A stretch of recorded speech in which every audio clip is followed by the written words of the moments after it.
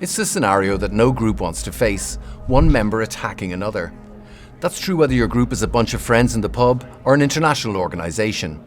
We're looking at BRICS, a group of 10 mostly emerging nations plus Saudi Arabia, which, while not yet a formal member, actively participates in many BRICS activities. The group represents nearly half the world's population.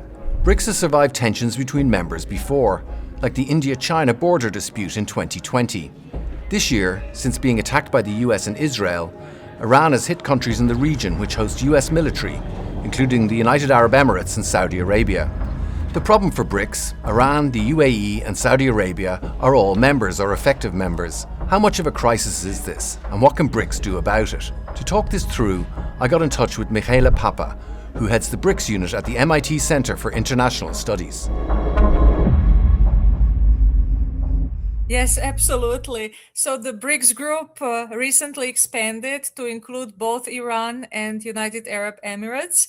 And actually, right now, there is a situation where these two are in conflict. So it's very difficult for the group to make expansion work and be productive if two of its members are in conflict. The way BRICS is coping is actually to avoid an internal split, to be ambiguous and delay, and basically to have countries agree to disagree. So, one thing that we have seen in June, when Israel attacked Iran, BRICS had a joint statement that was against international law.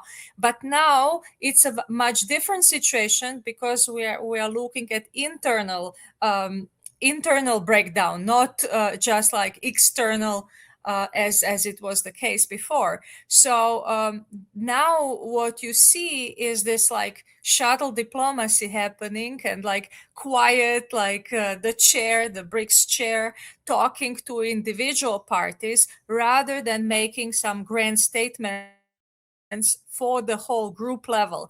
Because for BRICS to come out with a joint statement, everybody needs to sign, and it's very difficult to come up with a joint statement that at this point both Iran and UAE would sign. So what we are going to see is much more shuttle diplomacy, much more like secret mediation efforts, and so a lot of what's happening is not really out in the open and very difficult to assess. But here, BRICS will need to first figure out like what to do in terms of can it continue working normally, in the sense can the agendas continue as they are.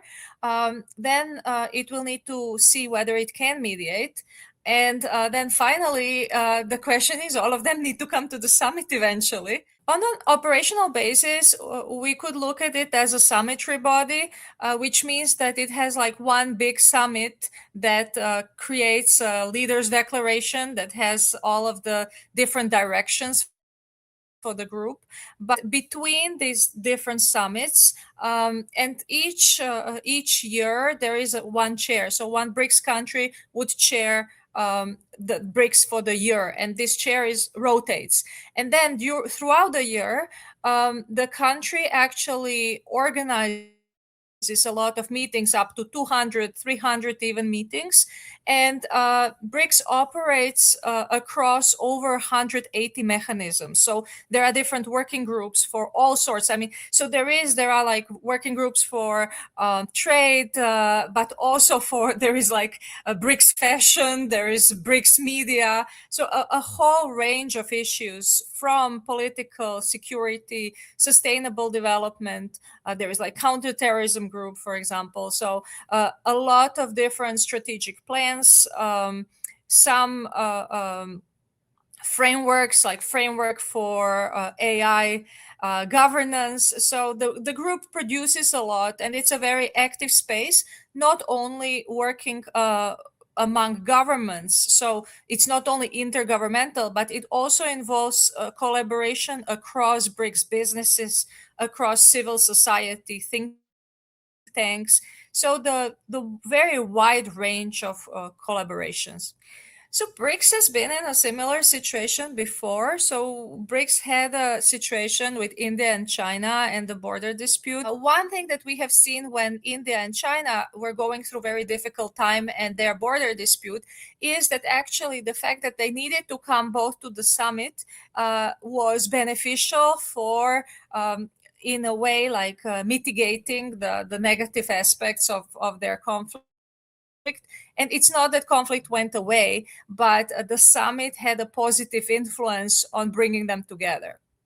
So in a way, they found a way to compartmentalize and say, pretend like the BRICS is like the UN. So you still have warring parties come to the UN General Assembly, despite the fact that they cannot, that they have issues between them, but they find it in themselves to come to the UN General Assembly and focus on other areas where they can actually reach agreement. So we can think about it as more like islands of disagreement and islands of agreement.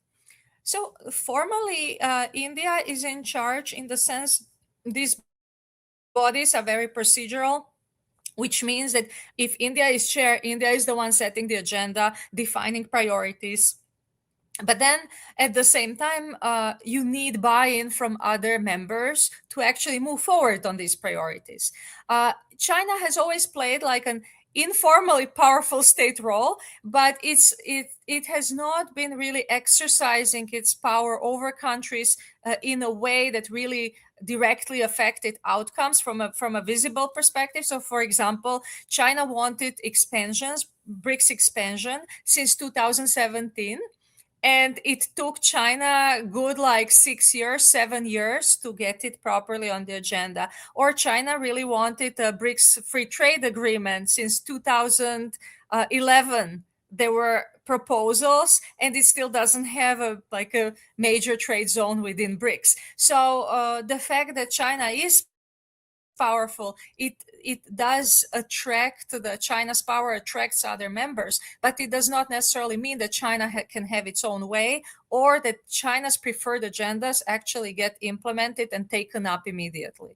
I mean, if BRICS was set up as an alliance, that would have been a problem, but I don't see that it's a problem given that BRICS was never meant to be a security alliance. So it's almost like saying, why does World Health Organization not intervene in the situation, right? Because it's not its mandate in the first place. I think one area that's really challenging is that these countries, China, for example, always says that it wants a development-focused international system, and that emphasis is on South-South technical cooperation. But this really pushes the boundary in the sense like, how can you really isolate security that's straight in your face in terms of the problems, in terms of, your own concerns, energy concerns, and how can you keep it like it's not happening? Because in reality, both with India-China conflict, within BRICS, the idea is that you can compartmentalize, but you may not be able to compartmentalize and pretend it's business as usual if this is the situation. So especially when you have a group that depends on consensus. So what we might see now is more of a coalition of some BRICS members might move faster on some agenda items if there is more deadlock.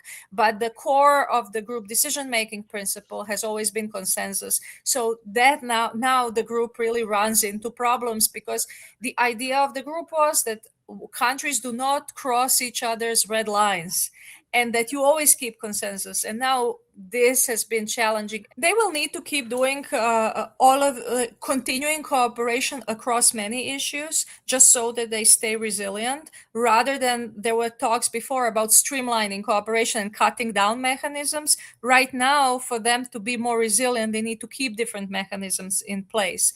The second thing, they have never really enacted any conflict resolution mechanism, but it might make sense for them to develop a conflict resolution mechanism, because we're not only talking about India, China, we are also talking about not only about Iran and UAE at this point, but there is Egypt and Ethiopia. So having a way of managing some contentious issues that arise internally, like almost like internal conflict resolution system, that might be helpful.